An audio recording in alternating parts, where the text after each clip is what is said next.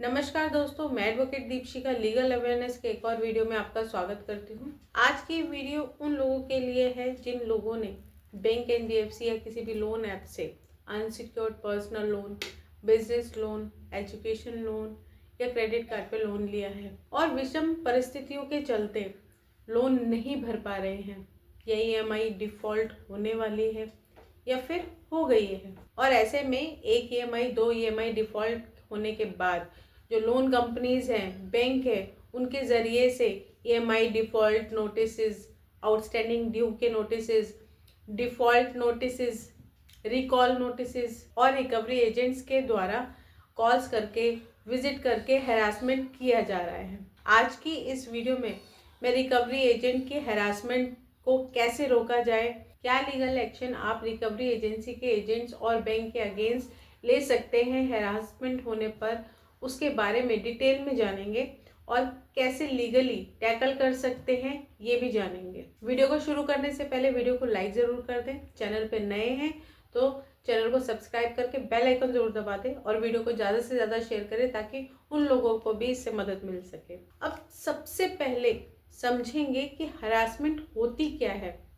इसका मतलब है कि अगर किसी व्यक्ति को किसी ऐसे व्यक्ति या फिर समूह द्वारा परेशान किया जा रहा हो, अपमानित किया जा रहा हो, डराने वाला व्यवहार किया जा रहा हो, चाहे वो मौखिक तरीके से हो, शारीरिक तरीके से हो, वर्बल, फिजिकल किसी भी तरीके से हो सकता है या फिर ऑनलाइन के माध्यम से भी हो सकता है, जैसे कि ऑनलाइन दी गई धमकियाँ, अपमानजनक टिप्पणियाँ और भी अन्य तरीके से अपमानजनक व्यवहार किया जा रहा हो ऑनलाइन के माध्यम से, जैसे कि आपको फ़ोन कॉल्स आ रहे हों, टेक्स्ट आ रहे हों, मैसेजेस आ रहे हों, व्हाट्सएप पर, अदर सोशल मीडिया प्लेटफॉर्म पर जो आपको धमकियाँ मिलती हैं, आपको थ्रेटन किया जाता है, आपको गाली गलौज तक भी किया जाता है।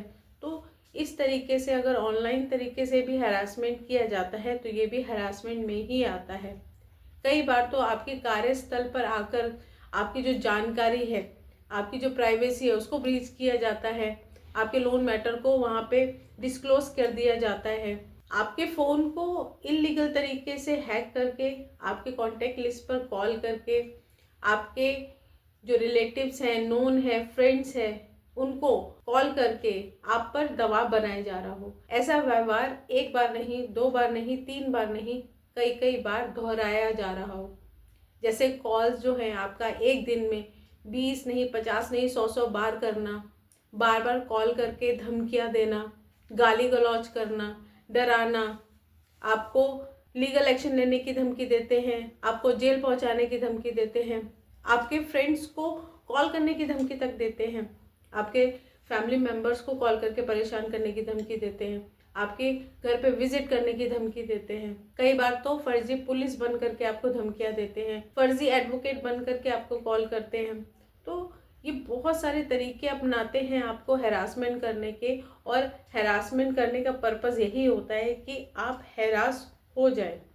अब कई बार ऐसा होता है कि लोग को अवेयरनेस नहीं होती है, लोगों को जानकारी नहीं होती है और वो इन धमकियों से, इन एडवोकेट्स की धमकियों से, पुलिस की धमकियों से डर जाते हैं। उनको नहीं पता होता कि ये फर्जी हैं या ये रियल हैं, क्योंकि मैंने कई बार अपने वीडियोस में भी आपको क्लियरली बताया है कि जो लोन मैटर्स होते हैं उनमें पुलिस का कोई भी रोल नहीं होता। वो आपको डायरेक्टली कभी भी ऐसे कॉल नहीं करेंगे, ना कॉल करके आपको धमकाएंगे। कोई भी एडवोकेट है वो आपको डायरेक्टली कॉल नहीं करेगा। अगर वो आपको कम्युनिकेट करना चाहेगा या आपको बताना चाहेगा आपको लोन से रिलेटेड, तो वो आपको लीगल नोटिस के ज़रिए ही हमेशा आपको भेजेगा। या ऐसा नहीं है कि आपको कॉल करेगा कि मैं उस बैंक का एडवोकेट बोल रहा हूँ, आपके खिलाफ लीगल एक्शन ले लिया गया। उनको लीगल एक्शन लेने के लिए लीगल नोटिस भेजना पड़ता है, चाहे वो बैंक के ही ऑथराइज लीगल रिप्रेजेंटेटिव क्यों ना हो, वो आपको डायरेक्टली कॉल नहीं कर सकते। तो इस तरह के फर्जी पुलिस बनकर जो आपको कॉल करते हैं, फर्जी एडवोकेट बनकर जो कॉल करते हैं, ये भी आपका हैरासमेंट में ही आता है।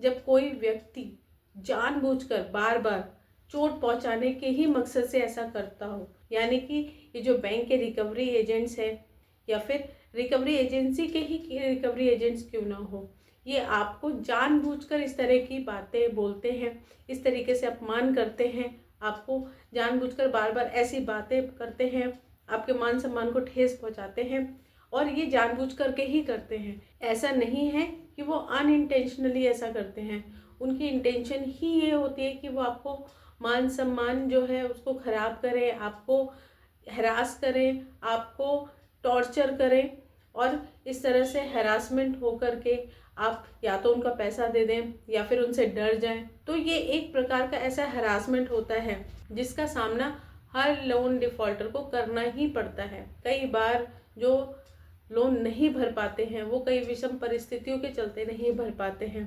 कई बार बहुत जेन्युइन रीजंस होते हैं ईएमआई डिफ़ॉल्ट करने के।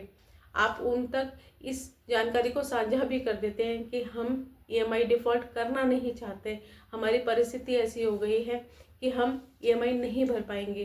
कई बार फाइनेंशियल क्राइसिस आ जाते हैं, कई बार बिजनेस में लॉस हो जाता है, आपकी जॉब छूट जाती है। अब ऐसे में अगर आप ईएमआई डिफ़ॉल्ट करते हैं तो ये कोई विलफुली डिफ़ॉल्ट नहीं होता है, ये एक जेन्युइन डिफ़ॉल्ट है कि ये कंडीशन आपकी सडनली आ गई और आप ऐसे में ईएमआई नहीं भर पाएंगे।